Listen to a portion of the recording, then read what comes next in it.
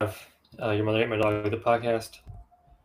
Josh and Jesse Hello. back at it again, doing Rope.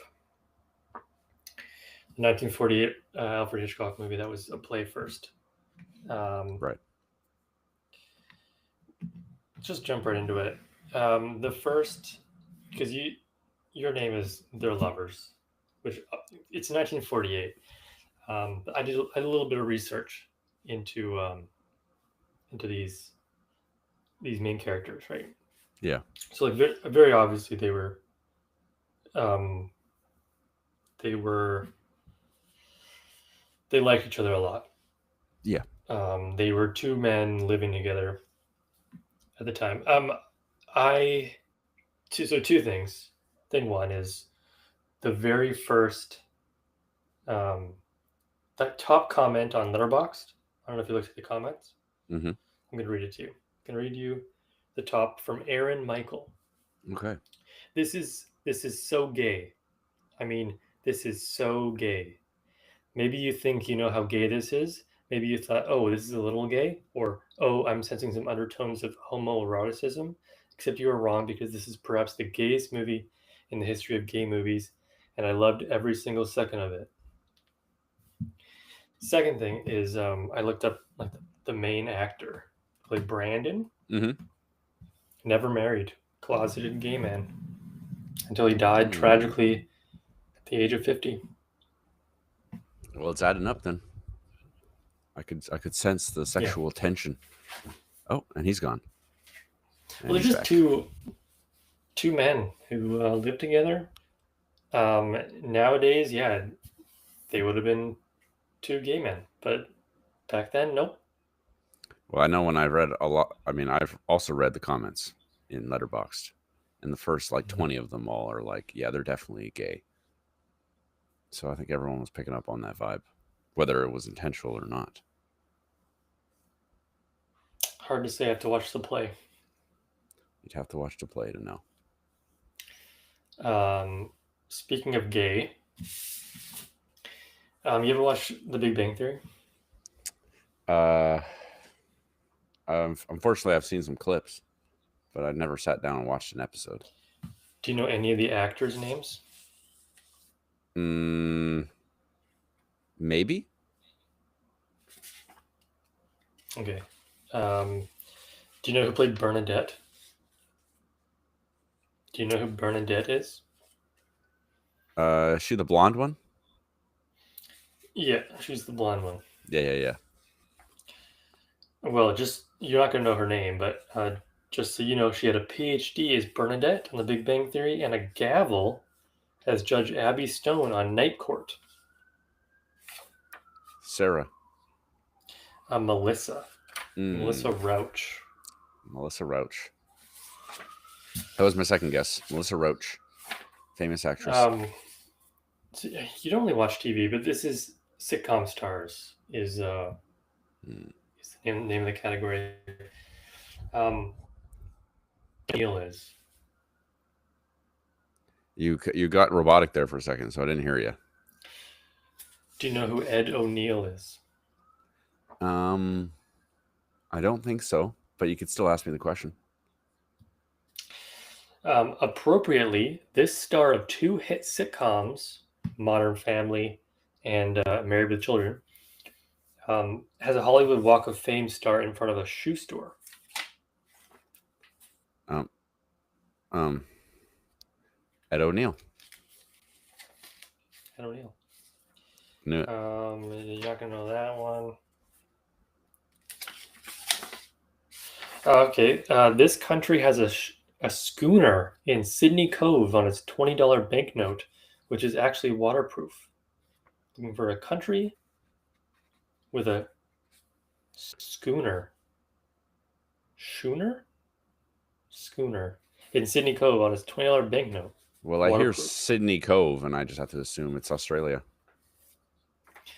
Correct, Australia. This is cash. Cash is the category. I like cash. You know?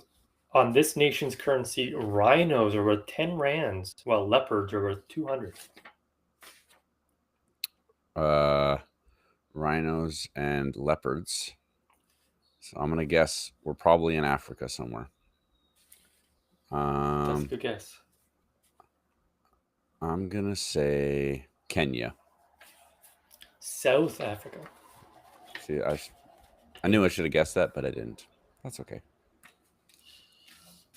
Treasury Secretary Salmon P. Chase appeared on this large denomination bill that's no longer made in the U.S. His name is Salmon.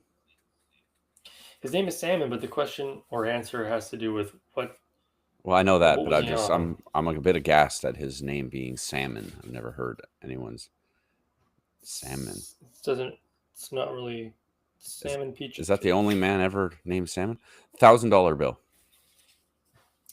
The $10,000 bill.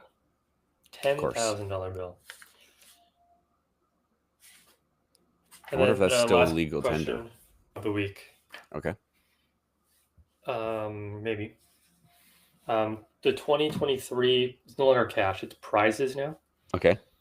2023 prize for American humor named for this author went to Adam Sandler. Okay, a comic funny writer. Who's a funny Doesn't writer? have to be. Well, I don't know. You wouldn't really think humor, but I haven't really read much of his work. Kurt Vonnegut. Mark Twain.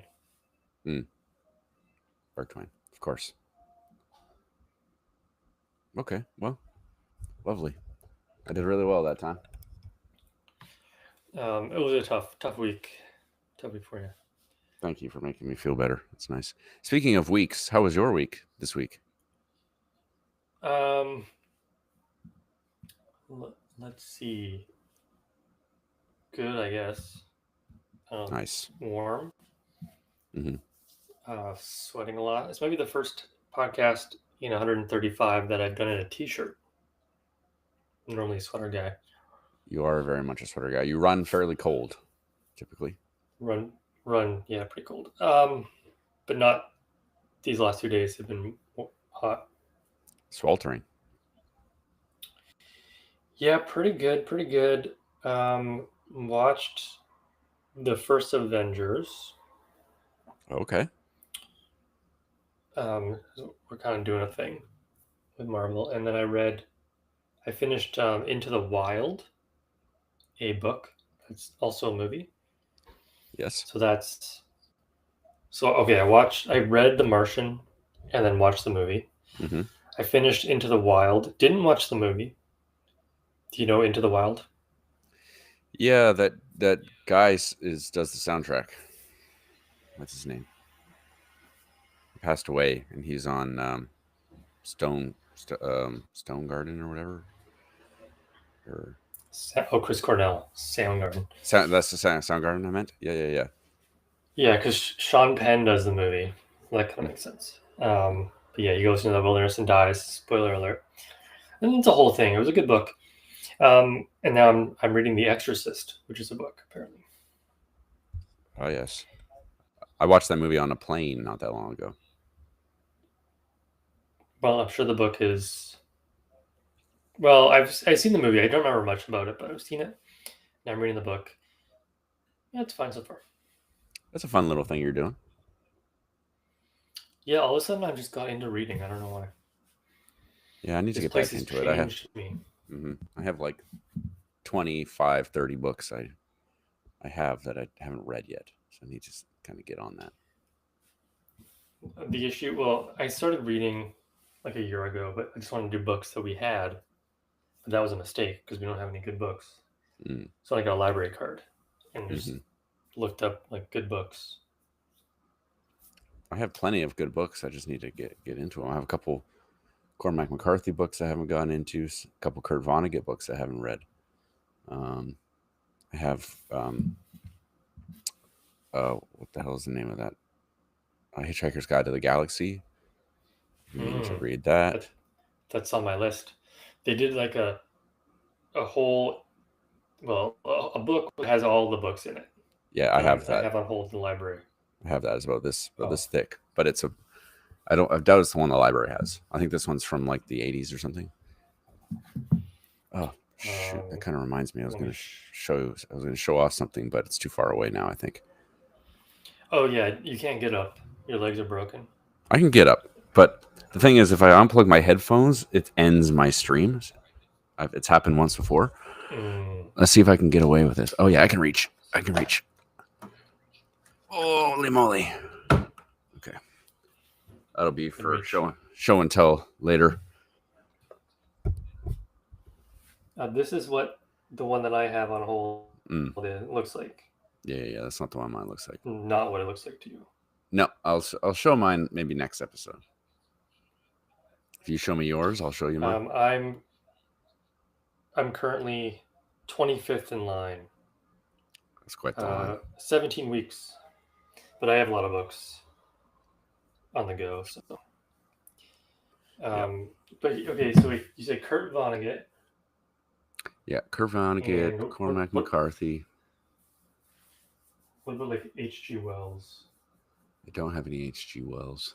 I don't believe. I have the complete fiction of H.P. Lovecraft. Oh yes. But that's a whole thing. Yeah. I think he wrote quite a bit. I have. Now, I've heard that H.P. Lovecraft wasn't a particularly good guy. Hey, look at that. Slaughterhouse-Five. Is that one of the ones you have? Yep. You gotta separate the art from the artist sometimes. I suppose so. So yeah, maybe I don't know. Maybe I'll start reading soon. I should.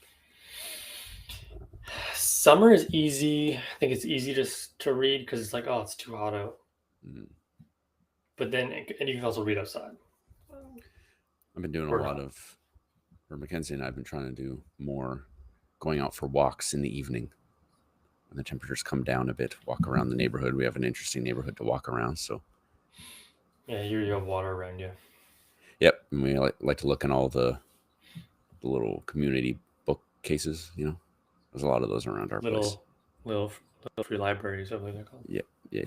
Have you guys walked around your neighborhood much yet?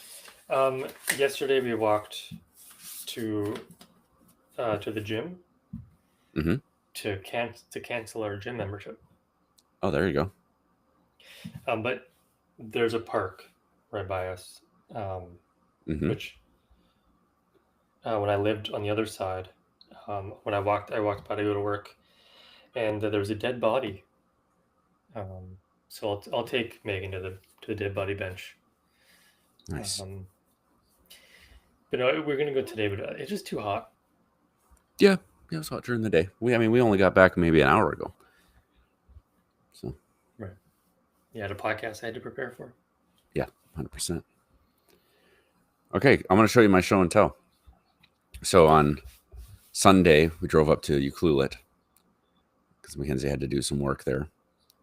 And I connected. There was an outrigger club that just started there, so I connected with the guy there and did some paddling together and all that. And I did some thrifting. And I guess Mackenzie kind of got me onto this, is getting more physical media. Although I have a decent amount of DVDs and Blu-rays and stuff. So I found a DVD of a movie we watched for the podcast that I liked enough that I was like, I should probably own it. Do you want to try to guess what it is? You liked enough. Yeah. Like, it wasn't my favorite movie I've ever seen, but it was definitely cool. A Straight Story came up right away. That's probably not that, because you did like that one. I would have been extremely excited if I had found that. Okay. Because that movie was hard to watch. Like, hard to find. Hard to watch. Yeah. So this is probably like a 6.5 for you. I don't 100% remember what I gave it, but I would say it's probably closer to a 7. And another hint I'll give you, wasn't. Another hint I'll give you is the person who directed this directed also another film that we watched. So he's a 2-time director.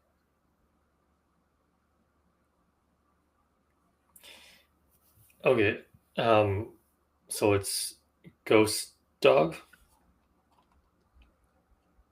Ghost Dog. Wow. The Way of the Samurai. Nice guess.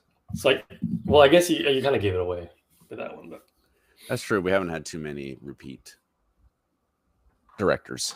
So yeah, pick that up. well, it was that, and then the fact you liked it so much. So. Yeah, Good. I think I liked it. I don't think I liked it so much. I don't think that's true. I think I gave it like a 7 or a 7.5. But Maybe, it is good. Yeah. Anyway, so there's that. Did I watch any movies? Nope. I might try to watch the previous Mission Impossible because you and I are going to see the last one on Saturday. Yes, I think tomorrow or Friday I'm going to watch it. Yes. Just got to catch up. I'm not going to go number 6. I'm not going to go that far back. I'll hit it up. There's this guy that I watch whenever I'm going into a movie and you need to have known the previous movie, or if I'm watching a new season of a show and it's been like 2 years since the last season, I don't remember what happened. He's just got what is he called? The man of recaps, I think he's called. Mm-hmm. And he's pretty good at. So if I don't get around to watching the movie, I'll just watch his recap. It'll probably be like 10 minutes or something. And he's usually pretty good at getting all the info in there. Good to know. Yeah. You recognize him. I think he wears a shirt with like a fake bow tie on it. That's how you'd pick him out of a crowd. So if I just Google fake bow tie recap guy. That might work for you. This random guy helped me tie my bow tie. No, it's just bow tie guys. No, he's called Man of Recaps. So I was right about that. I think. Wait a second. Videos. Yeah, there's somebody named Man of Recaps. And the first one. Yes. The first video that comes up is the Mission Impossible recap, all movies. There you go. So I'll watch number 7, and then I'll watch a recap before Final Reckoning. Yeah, so then I'll watch that 1 to 7. I would say that Mission Impossible does do that every once in a while. They're like, oh, here's this person. You remember them from the 3rd one? Or remember this thing we were talking about in the 5th one? So there is some continuity between films, but not enough that you have to watch the one before. But I'm assuming watching Dead Reckoning, considering it's a part 1 of 2, is probably want to do that, or at least the recap. Yeah, I'll watch it. Great. It's gonna be good. I highly recommend it. You know what else I watched? Recently? Rope. Yep, 1948. About 2 gay guys who murder somebody. Okay. This was wild. Wild film. Yeah. Just the opening scene is just choking a guy with a rope. That's right. See, kind of inefficiently it seemed. He just kind of like holding it just a little bit. So, yeah, it wouldn't have 70 years, I guess, almost 80 years ago now. It wouldn't work. You wouldn't kill a guy like that. But yeah, it wasn't. Yeah. How did you like the film? I liked the film. Yes, definitely. I was going to say something before you were going to say what you were going to say, but now I forget what I was going to say. I'm sure it'll come back to me. What I liked right off the bat was he was really trying to. It seemed like going for really long takes. Mm-hmm. Like the first take, it was like must have been almost 15 minutes or something like that. And there weren't too many cuts. And then when he was cutting, he was trying to we'd loop around behind someone's shirt, and then you could tell that was a cut, and then they'd go to the next one or whatever. But yeah, the cuts were very obvious. Yeah, like when he was answering the phone, and it just zoomed into his back. Yeah, and then, but no, there's a lot of long takes, which really worked with the one set. Yes, The yes. fact that this is based off of a play. Yeah, I guess the people put it on the play. It's the same thing, one long take, I guess. Hmm. But yeah, That's plays. I do think that worked well with it being in one location and then having the long takes. It's kind of worked well together. And I also found the movie to be pretty suspenseful at some points, especially that one scene, which I thought was really quite ingenious when everyone in the party is kind of talking, and I don't know what her role was. The older lady who was like the maid, I guess. She was like slowly Yeah, like the taking things, house. slowly taking things off the chest that the man they killed was in, and it was like a 3 or 4 minute shot or something of her just slowly going into the foreground and into the background over and over until right before she's going to open it. Mm-hmm. I thought that was pretty ingenious, and also like A lot really of interesting. tension. Yeah, a lot of tension. I thought that was really well done. Like obviously they had the camera on like a track or something like that, but they would track the camera through the rooms quite flawlessly. I thought that was really good too. So I thought just like Yeah. in general the film, how it was shot, was done really well. Which I've seen maybe at least 2, maybe 3 other Hitchcock films, and I do remark that about all of them. They're well shot. Yeah. This might be the first. I haven't seen Rear Window. Did he do Psycho? Yeah. I don't think I saw the original Psycho. I don't know why I'm doubting myself. We'll just say on this. yes. Okay, we'll just say yes. I have an easy way to look. I'll look right now. Yes.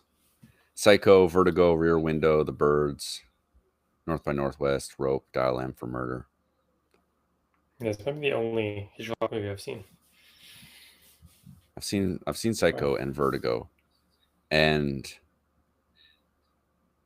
one other one that Rope. I don't immediately see. Well, Rope, yes. But anyway, yes. One thing maybe if I were to pick something I didn't like was oftentimes, I mean, there are such long takes, right? So these actors need to remember their lines for a long time, hit all their cues and stuff like that. I felt as though sometimes somebody would say a line and you could tell the next actor was just waiting to say the line, and the way that they delivered it didn't really fit in a reactionary way to what the other person was said. It was just kind of like they're waiting for their line, but not actually reacting like a normal person would. I don't know if you caught. I did notice that as well. Yeah. For it wasn't even just the acting itself. A few of the actors were just waiting to say the line. They're just give it to me and I'll just say it. Like, yeah. There were a few actors who hadn't been in much and then like didn't act after this. Mm-hmm. Like the guy who died at the beginning. This is the last movie he ever made. So he was killed, and then that was it. Yeah, in the movie for 10 seconds. He wasn't a bad actor, because but like the other dude, like the ex-boyfriend guy, he was kind of lousy. Mm-hmm. The old man, the woman, yeah, like the acting wasn't great. But... Yeah.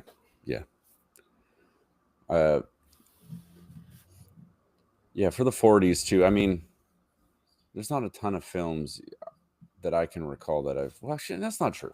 There's definitely films of that time where I think the acting is stupendous. Like Marlon Brando on the Waterfront is like insanely good performance. There's lots of good performances of that time, but I would say in general, people acted a bit more robotically back then. Yeah, less trained. Yeah, something like that. This must be the oldest film we've ever done. No, because we saw the 40s. When did No.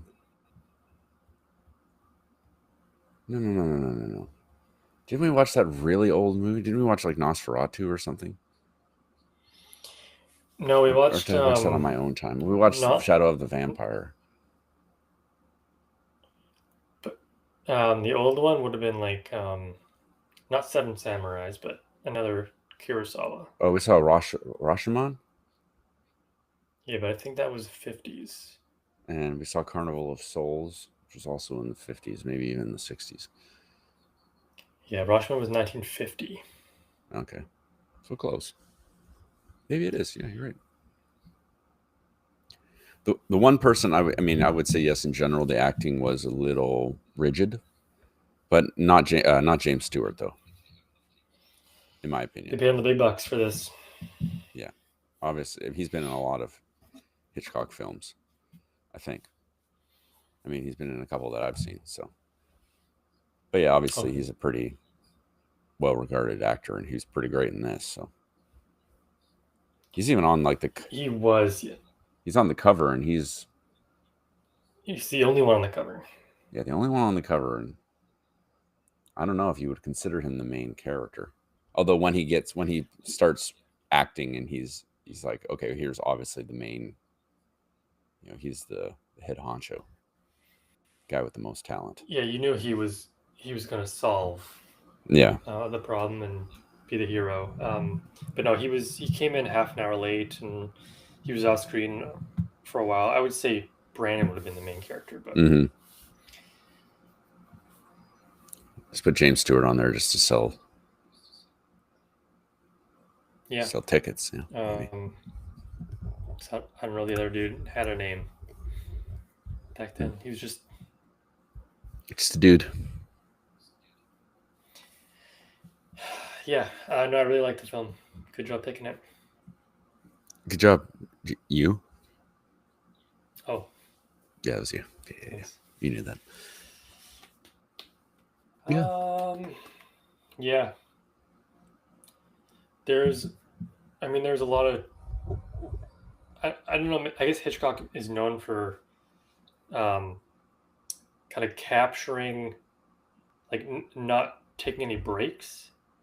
Like if something goes wrong. So for example, one of the camera operators had their foot run over and broken, and they just kept on going. Well, there's a lot of trivia for this. Maybe I can get it up instead of just trying to fake through it. So yeah. Anyways, Farley Granger. That was Brandon. Farley Granger. 7.9 out of 10. Here's a goof. Philip is the other guy's name. When Philip and Brandon put David in the chest, the rope is clearly around his neck and completely inside the box. But in a few minutes, Philip finds the rope hanging outside the box. Yeah. That's also okay. The box changes height. Right. When they're eating, but then when James Stewart sits down at the end, the box is much lower. Yeah. No movie can be perfect, Josh. No movie is perfect. Yeah. No. And then okay, well, I'm not going to do it, but Hitchcock he's in the film. I don't know if you noticed him. I think he's in every single film he's made. He's the Stan Lee of early cinema. Yeah, the OG Stan Lee. Yeah, I think he's like, you don't see anyone else except at the very, very beginning where there's people like walking across the street and stuff. So I assumed he was there somewhere. Yeah, he is there. Yeah. I like the skyline. Yeah, and how in the apartment. Yeah, and how it clearly was changing time of day in the background. That was cool as well. Yeah, and then he opened the window at the end and shot. Yeah. It's a real window. Real. Like that. That was the sound it made. Yeah. Okay, anything else? Anything else you like, you don't like, you want to talk about? The 1948 Hitchcock film Rope. No, I think I hit all the points I wanted to. What about you? Is there anything else you'd like to add? Um, let's see here. Gay, long takes. That was it. Yeah, Gay long takes. Yeah. That's all. That's the main points. it was pretty good. Pretty good. But going in though, my expectations were pretty high, and Mm. it hit. It hit it. So I'm Mm-hmm. happy. That's always satisfying. I also kind of wondered at a couple points what exactly, because they didn't fully spell it out, like what their motive for killing him was.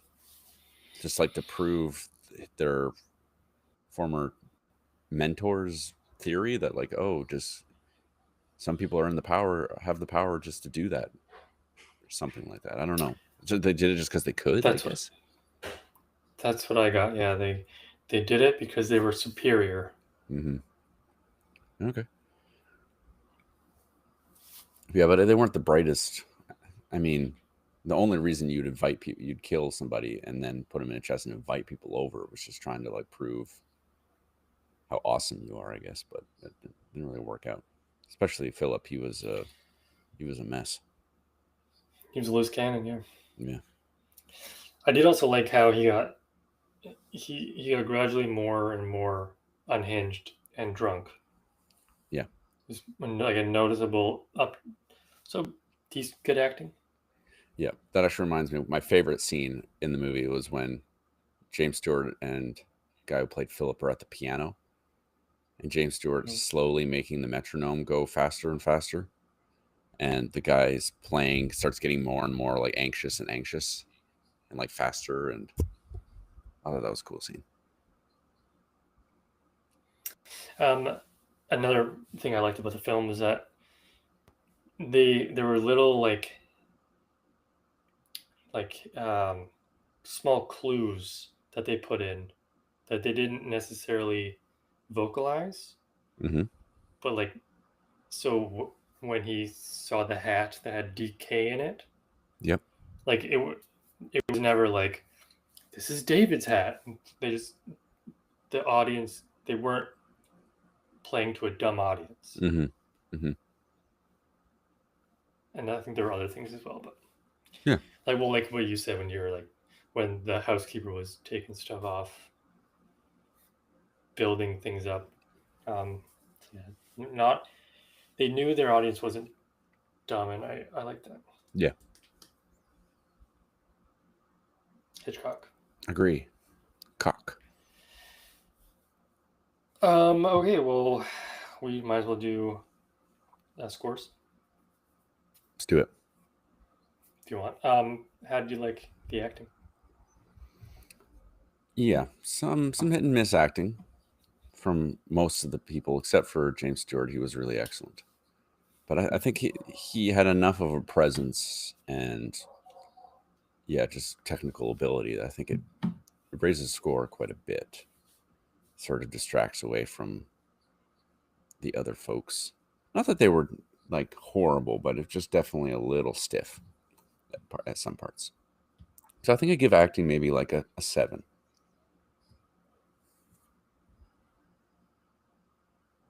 Okay, that's fair. Yeah, there were some who were just waiting for their lines, but then others who like the three main guys, they didn't. I thought they did pretty good. Mm-hmm. They carried it. The minor characters, were fine. So I'll give it 7.5. Ending. I'll say the ending probably started when James Stewart came back into the apartment. Is that fair? Yeah. The climax of the film. Yeah. I liked the ending. I didn't really know what was going to happen. I didn't read the play or look into the play. So I was pleasantly surprised when nothing really happened. They just kind of talked a lot. Yeah. We got to hear kind of the reasoning behind it, and James Stewart kind of tried to outsmart And I guess did outsmart the two boys. And then he shot into the sky, and then cops were called somehow, getting there Yeah. really quick. Yeah. I thought it was interesting that the two of them were just oddly calm, especially the Philip. He just kind of accepted it. Yeah. He was kind of neurotic the whole time, but then when he knew, oh, I figured he'd want to like run or like try to communicate with the other dude, Mhm. Brandon, and be like, "What should we do? You're the guy leading this. What should we do?" But they just stood there smoking their cigarette. A lot of cigarettes. Yes. No wonder all three are dead. I like the ending. I'll give it an 8 out of 10. Yeah, I found that interesting as well, especially when James Stewart was like taking the gun from Philip, and like that they struggled for like a good 20 seconds at least, probably, with that gun, and Brandon was just kind of standing there the whole time, like he wasn't in the shot, Mm-hmm. and it was like if they truly wanted to like get away with it, wouldn't Brandon just kind of thrown a punch at Jimmy Stewart's head or something and helped him in some way? So I wasn't sure like if that was just kind of like a writing blunder that, or maybe they just wanted to get caught or something. I didn't really get that too much, but I agree with you that I had no idea what was going to happen.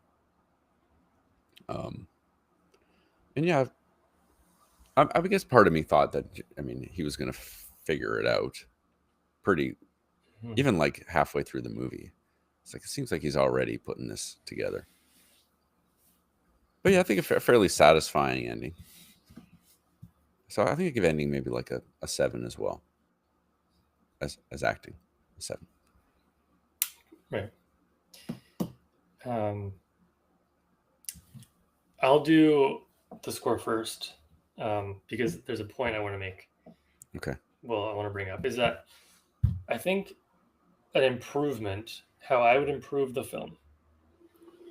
The first scene, they choke the dude, murder the dude, put him in the box. So now the audience knows there's a man in the box. Could they? And then James Stewart lifts up the box at the end and he's horrified because there's a body in it. Could they have done something where they like didn't show it but implied that they had killed the guy, put him in the box, and then the box is just in the middle of the room, and then the reveal at the end is James Stewart opening the box and be like, "Oh, there is a body in the." Then the audience can also see there's a body in the box. We didn't know for sure. Right. Just an idea. I like the film. The acting was good. The long shots, the one room, the tension. Yeah, it was really good. I think I'll give it a 7.5 out of 10. 7.5. Okay. Good 81-minute film. They used all that time. Pretty good. Yes, I also liked the length of the film. Didn't overstay its welcome. Yeah, I agree with a lot of what you're saying, and I also think that's a pretty good idea for how it could be improved. Because I'd like Thanks. This is an aspect of the suspense is kind of lost because we already know the guy is dead. It could have been interesting, perhaps playing with like maybe we don't know if they actually did it or not, or something like that, or they don't know. Or yeah. Anyway, it was a good movie. That's quite a lot of tension. It was really a pleasure watching James Stewart. He's really good. I was going between a 7.5 and an 8. I think I'm going to agree with you. 7.5. Good movie. Good movie. And I also think it could definitely be someone's favorite movie. Right. Yeah, I guess. Kind of boring if it was someone's favorite movie, but yeah. I could see it being maybe someone's favorite Hitchcock film. Definitely. But there's probably not a ton of people it being their favorite movie ever, but I bet you that there is. I can see it being somebody's favorite movie. It's a good movie. Yeah, it is. It's good. It's good. Yeah. Okay, well, that's Rope from 1948. Done and dusted. Mm-hmm. Do you have a movie for us? 136? Is there a movie you have in your mind? There is. Just gonna pull. I mean, I'm not gonna try to change your mind. But before you say it, I'm just gonna say you have an easy choice here. Did I just do Mission Impossible? But you could just do Mission Impossible. But let's hear what you have. Yeah, I was thinking about that, but I don't think I want to do that. Okay. I have a movie that I've been thinking about for a while, and I just want to pick it, and we can watch it. It's an older film as well. It's from the 50s. I think 53 Wow. or 55, perhaps. The movie is called The Night of the 57 Hunter. maybe. Okay. Or The maybe Night it's 57. of the Hunter. No, it's not 57. Okay. The Night of the Hunter. Is it a horror film? I think it's more of a suspense film than a horror film. But I don't think calling it a horror film would be too far off. It's 55. Okay, 55. First post is from r/horror. Finally got around to watching Night of the Hunter. So. Okay. Perhaps it is a... Wikipedia calls it a thriller. The guy who directed it only ever filmed one movie ever, and it was this. He died shortly after. Shelley Winters. That's a name that sounds familiar. Diary of Anne Frank. Yeah, based on a novel. So it's a 1953 novel, 1955 film. So you're right both times. Very good. Excellent. So that's it. I look forward to that one. The French Film Magazine selected The Night of the Hunter as the second best film of all time, behind Citizen Kane. So that's quite high praise. So don't let that affect your viewing. It's probably easy enough to watch. Maybe. I was thinking that Rope must have been on like the Internet Archive or something, but it wasn't. No, it wasn't. It seems like this movie. Yeah, it's on Prime. Okay. Well, that makes it easy. Yeah, nice hour and a half. Yep. I like that as well. Oh, a cat. A visit from a cat.